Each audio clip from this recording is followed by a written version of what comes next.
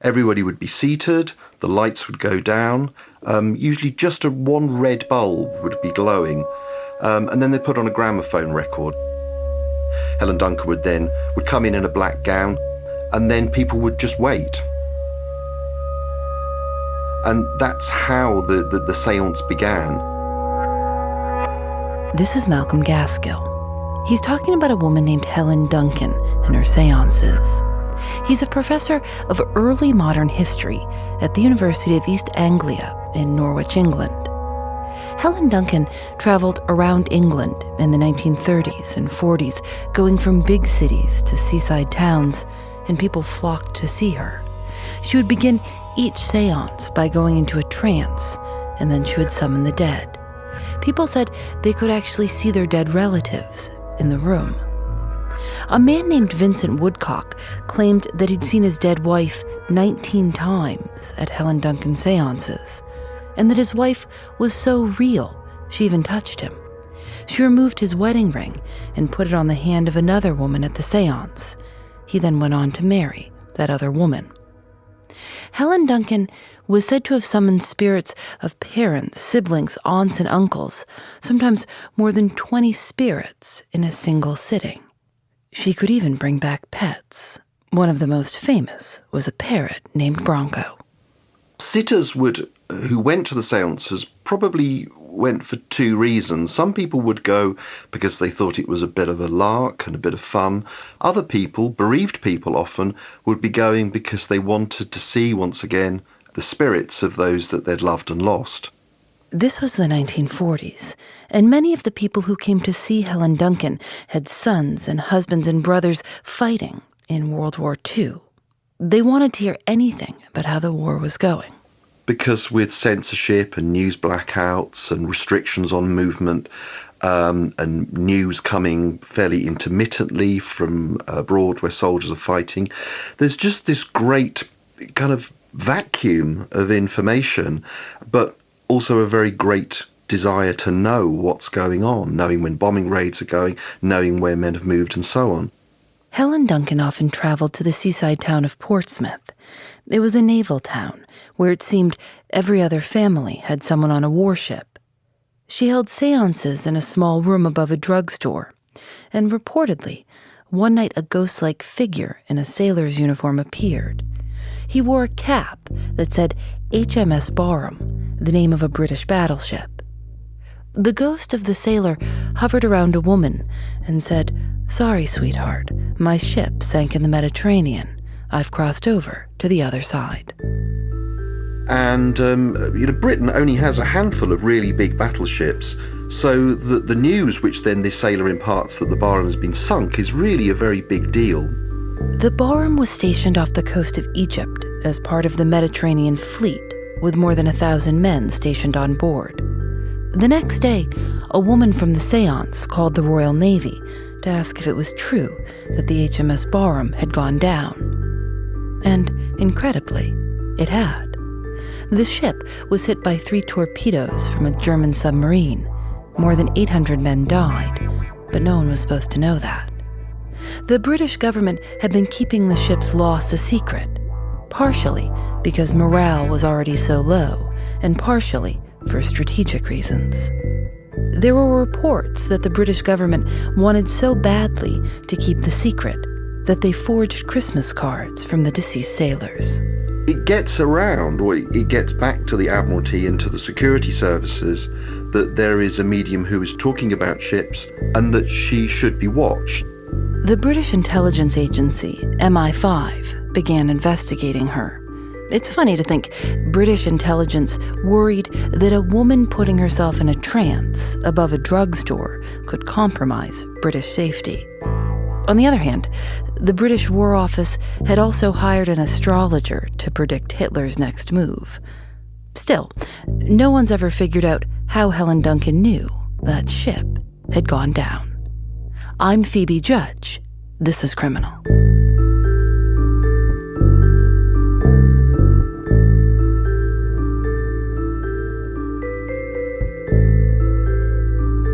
She was born in Callander, Scotland in 1897, and growing up, she bragged that she never needed to study in school The answers just popped into her head. She knew so much that she was accused of cheating. A school inspector ordered a fellow classmate to search her for a hidden book or cheat sheet, but there was nothing. She just seemed to know things. Well, for example, once a man went missing in their Perthshire town, so this is sort of mountainous region of Scotland, or the mountains overlook the town, and a man went missing, and Helen as a child supposedly said that he'd been trapped in a snowdrift, and this, so the story goes, turned out to be the case. She wrote, "Strange sayings fell from my lips. I could not control my tongue." They said she was rather an unusual child, that she just wasn't quite like other children, and that she used to make these kind of predictions which rather spooked other kids at school and worried her parents. But it seemed that this skill within her, this desire to predict the future, couldn't really be contained. What happened next in her life? Well, she leaves school. She gets a job at Dundee Royal Infirmary, the town of Dundee. And in 1916, she meets a man called Helen Duncan. But it's said that when they meet each other, they feel that they've already met in their psychic dreams. So they are married rather quickly, and they start a family, and they struggle to make a living. She goes and works in a bleach factory, which is a terrible place to work. And gradually, during this time, she starts to develop her psychic gifts. One night, Helen had a vision of her mother-in-law's coffin. Soon after, she saw her mother-in-law's hand tapping on her bedroom window. She recognized it because of the scars.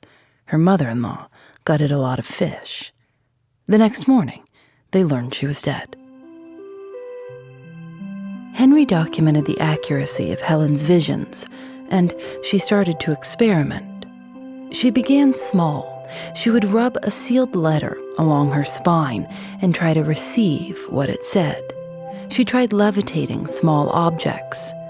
And then, one day, sitting with Henry and his friend, she slipped into a trance and began speaking in a deep voice that introduced itself as a Dr. Williams.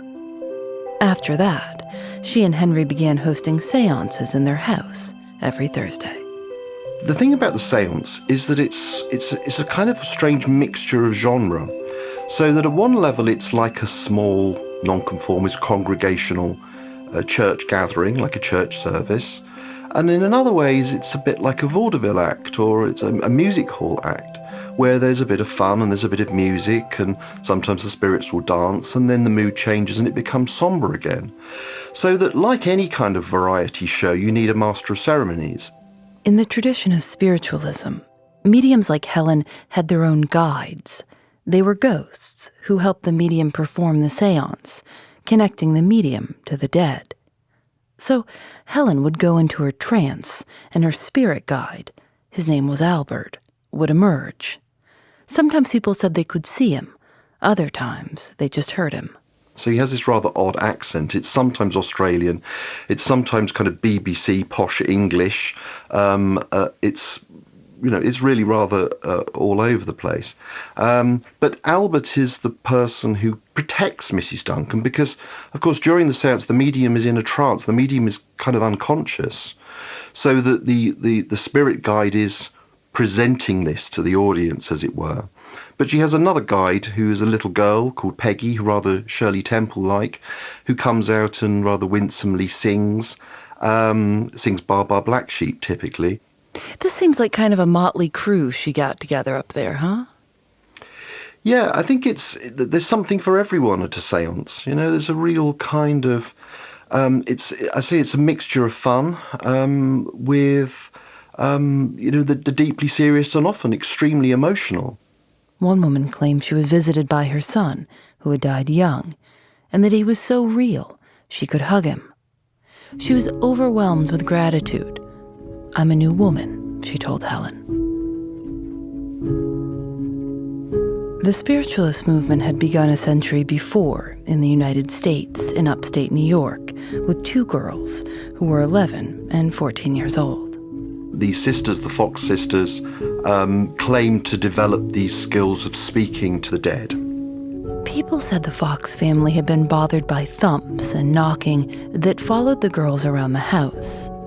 Neighbors came to listen. They heard it too. Someone got the idea to try to communicate with whatever was making the noise and got knocks in reply. The whole town got involved, and it was determined that the house was occupied by the spirit of a young man who'd been murdered there years before. Hair and bone fragments were found in the walls. After that, everyone wanted to meet the sisters. Eventually, they signed a contract with P.T. Barnum. And like other spiritualists and mediums subsequently, they divide opinion. Some people think that these pure, innocent children can't possibly be lying, and therefore they are actually contacting spirits. Others think it's just kids mucking about. But of course, they're taken seriously enough that they are the religion that they found, spiritualism, travels across the Atlantic and into Europe and into Britain. Decades later, one of the Fox sisters confessed to a large audience that none of it was ever real. They'd fake those knocking sounds with a specific technique of cracking their own toes. Then she took off her shoe, put her foot up on the table, and demonstrated. But it didn't even matter. By this point, spiritualism was an international movement. People said they communicated with the dead by levitating, writing messages on chalkboards. And then there was Helen Duncan's specialty, materialization, where the dead would appear. What tended to happen is that the curtains would open and that there would be some kind of white form would appear. Now, this is often said to be ectoplasm, this rather strange, flowing, sinuous substance, which came out of the medium's body, spiritualists said, and which was then used in order to clothe the spirits of the dead so that the living could see them. I'm a little confused by this ectoplasm. Some people said that it would typically pour out of the mouth, sometimes of the nose of the medium. It was a sort of it's its own stuff. Some people called it a kind of sticky plasma. It was glowing. It's like a kind of some people said it was the stuff of life. It was a biological substance, but it was plastic and it flowed, and that the spirits, when Helen Duncan managed to channel them back to Earth, were invisible, and that somehow that this stuff would clothe the spirits so that they could be seen. I interviewed somebody once who'd been to a Helen Duncan séance and was utterly convinced by it, who said that the ectoplasm flowed out and formed a kind of puddle, and that out of this puddle, that this form of her friend just rose up from the ground upwards until it became a kind of statue. Unlike other spiritualists, Helen was producing something that could be tested, something physical. Organizations asked her to come to London. They wanted to study her, and they were willing to pay her for her time. Scientists have an eye on mediums because they feel that this is an untapped dimension of physics, that if only that they can reproduce the phenomena of the séance in the laboratory, somebody will get a Nobel Prize. In 1931, Helen agreed to be tested at the London Spiritualists Association and then by the National Laboratory of Psychical Research. This is rather a grand title for what was really just a one-man show, and that one man was a psychical researcher called Harry Price. And Harry Price is rather a curious figure because he's very sceptical of most of the evidence, but I think sort of deep down is a believer because he spends an awful lot of time and actually a lot of money trying to discover the truth of mediumship. But because he can't, that actually what he's really doing is most of the time debunking it. Harry Price observed Helen at 5 séances in his lab. He took flash photographs of the ectoplasm and enlarged the images to see where it was coming from and what it was made of. So as soon as Helen Duncan starts being tested in the laboratory, it quickly transpires that she's using a number of tricks in order to achieve the spectacular effects at her séances. The dominant trick really is regurgitation. So the swallowing of cheesecloth, some other kind of gauzy cloth, of lavatory paper, blotting paper, egg white, sometimes all mixed together and swallowed and somehow regurgitated.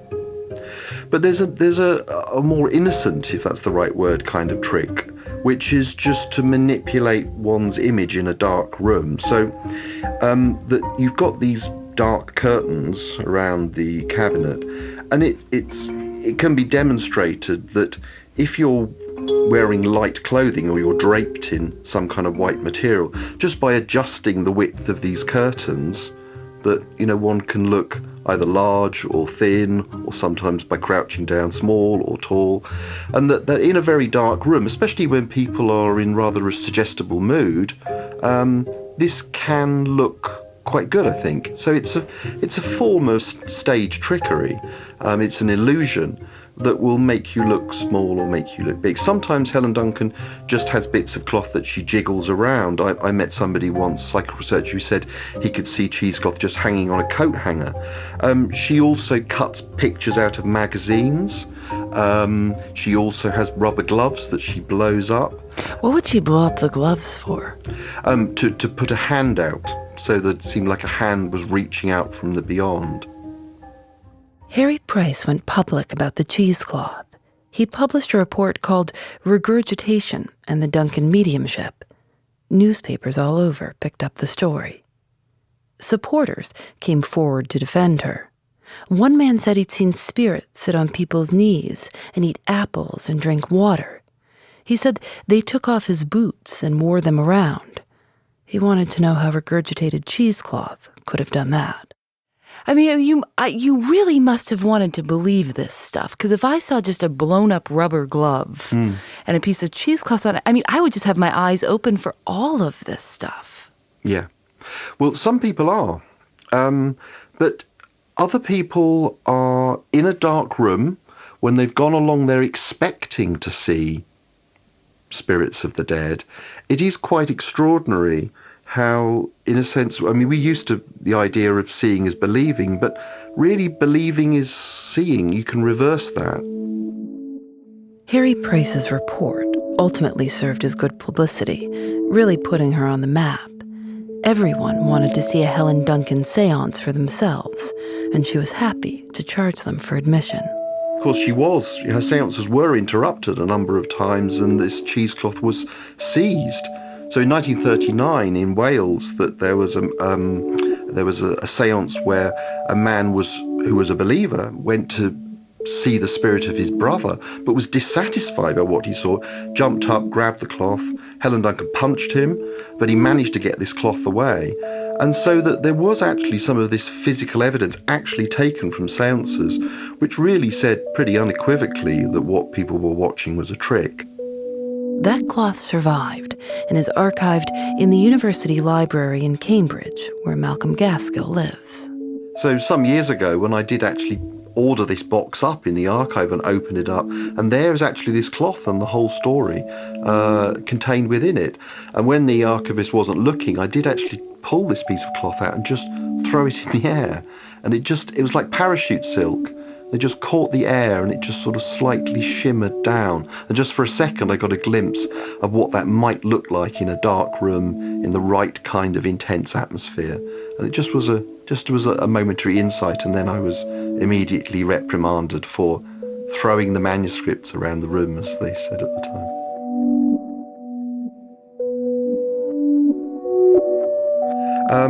But she always said, well, this was sometimes I had to do this because people's expectations were so great, and I couldn't always summon the energy and the power and the ectoplasm in order to give people what they wanted. So I kind of had to, because I didn't want to disappoint my loyal following. This happened more than once. At another séance, a woman grabbed at Helen's spirit guide Peggy and snatched the figure out of the air. When everyone looked closely at what the woman had in her hand, it turned out to be women's underwear. The police were called, and Helen was arrested for fraud. So, she was already a controversial figure by 1941, when, The Royal Navy got that phone call asking if the HMS Barham had gone down. They start to watch her. She starts to be followed. There is information gathered about what she's doing and what she's saying. And then this all reaches a head in the run-up to the Normandy landings in the early part of 1944, when she gives another séance at which a naval lieutenant is very, very unhappy.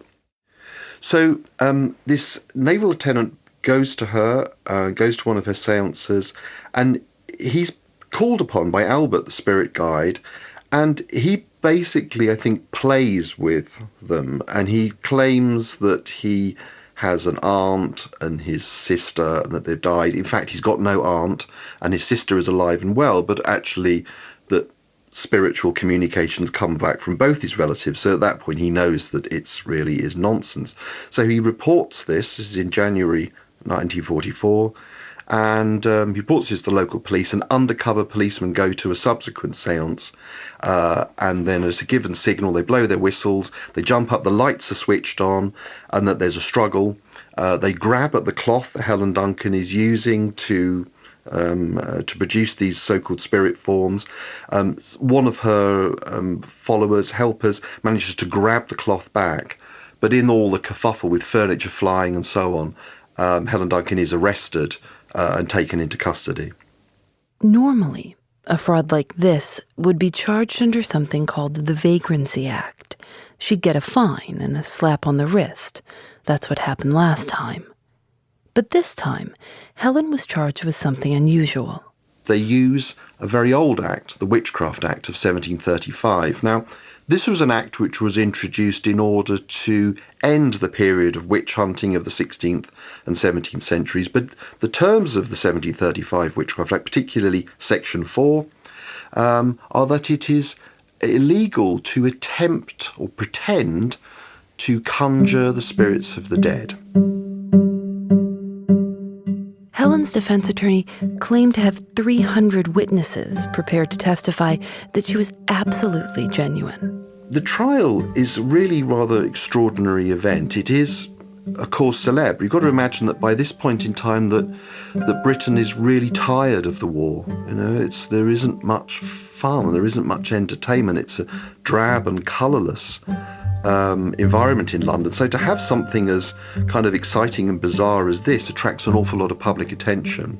So a lot of people queue up trying to get into the Central Criminal Court, the Old Bailey, and the press have a field day. Winston Churchill was very annoyed and didn't understand why this was happening while bombs were being dropped on London. He wanted to know why the court was wasting time on what he called obsolete tomfoolery. Of course, Churchill is really exposing the fact that it does seem a bit bizarre that there is a witch trial, as everybody wants to call it, being held in, bomb-damaged, war-torn London at this absolutely pivotal moment in World War II. The prosecutor was an MI5 officer and barrister named John Maud. He read from Harry Price's report and showed Price's photographs from the séances. He also, in a pretty theatrical move, pulled out a long piece of cheesecloth and waved it around. He had everyone laughing, and in the end, he won. Helen was convicted and sentenced to 9 months in prison. She was the last person to be imprisoned for violation of the Witchcraft Act. But the judge made it clear the issue was not whether genuine manifestations of the dead were possible. He said the court didn't deal in such abstract questions. For him, it was a case of plain dishonesty. Helen's followers believed she was charged under the Witchcraft Act because it carried a heavier sentence, including jail time. Sending her to jail was a way to make sure she didn't spill any more military secrets, just in case she actually did know things she shouldn't. She served her time and swore to never perform another séance, but of course she did. In 1956, one of her séances was raided. The lights were suddenly flipped on, and Helen fainted. But they decide that actually she's too ill to prosecute, and by that point, by December 1956, she is bedridden, and really, she's really dying. And then she dies, but instantly mediums up and down the country say that the spirit of Helen Duncan has come back to them. So this is the thing about spiritualism, nobody dies, really. And it's reported that Helen Duncan is, again, commenting on her innocence, coming from the spirit worlds, preaching messages of love and so on, and therefore vindicating herself in spirit in a way that could never actually really properly be done on earth. And, ever since Helen Duncan was convicted, there have been those who would seek to clear her name. I must have been about 12, and my mom, we were in the store, and the National Enquirer, the magazine, I don't know if there was a picture of my grandmother, but my mom picked it up, she bought it, and she said, if you ever want to know what happened to your grandma, it's right here. And I've still got that article. This is Margaret Hahn. She was 18 months old when her grandmother, Helen Duncan, died. I mean, we were brought up that my grandmother had a gift from God. My dad was probably one of the biggest skeptics around, and he ended up sitting with my grandmother because his first wife had passed away, and she would materialize. He could see her, he could talk to her, he could touch her. And that's actually how my dad met my mom, was by going to seances with my grandmother. She was genuine. I have no doubt in my mind. And, an innocent woman was put into jail. It just fascinated me that the 1735 Witchcraft Act should be brought in 1944 to prosecute a case when the Witchcraft Act really wasn't applicable. Graham Hewitt is a former lawyer working with Helen's granddaughter to get a pardon for Helen. It went first to the Scottish Parliament, and they said this is an English case, and so they couldn't get involved. It then went to the Criminal Cases Review Commission, who said there is no new evidence to warrant a review of the case. It's very hard to get new evidence because the people who were there are now dead, unless I go to a medium. But I have interviewed people who are now in their 90s who have been to Helen Duncan seances and can give statements to support that she was authentic. So if you'd win, you'd like to reset her legacy? Yes. In some ways, at the moment, she's a martyr for the cause. But in my view, she was a martyr because the Home Office and the War Cabinet felt that she was a threat to national security and had to be shut up. I had called the Home Office, and they said they were going to review the file because it was public interest. Well, I said, my understanding is it's closed till 2046. And they said, that's correct. And I said, why? And they said, for reasons of national security. And I told the gentleman, I said, I doubt that my grandmother is a threat to national security. She's been dead for, so many years. It's easy to understand why you wouldn't want your grandmother to be remembered as a fraud. When I look at the photographs, all I see is cheesecloth and sleight of hand. But I also know that people get help where they can, and she offered relief at a time when a lot of people really needed it.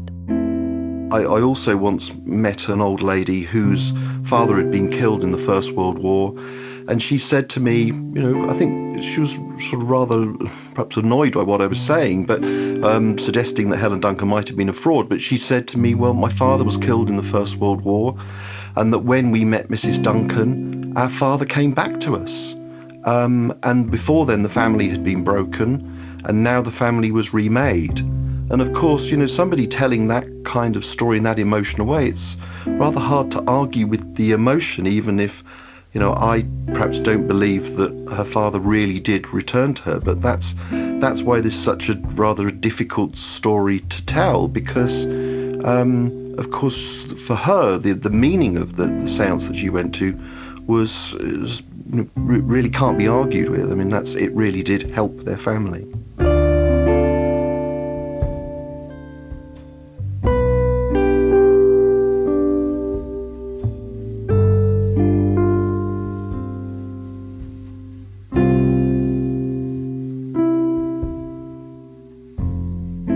Criminal is produced by Lauren Spohr, Nadia Wilson, and me. Audio mixed by Rob Byers. Matilda Felino is our intern. Julian Alexander makes original illustrations for each episode of Criminal. You can see them at thisiscriminal.com, where we've also got pictures of Helen Duncan and her seances. We're on Facebook and Twitter at Criminal Show. Criminal is recorded in the studios of North Carolina Public Radio, WUNC. We're a proud member of Radiotopia from PRX, a collection of the best podcasts around. Special thanks to AdZerk for providing their ad-serving platform to Radiotopia. I'm Phoebe Judge. This is Criminal.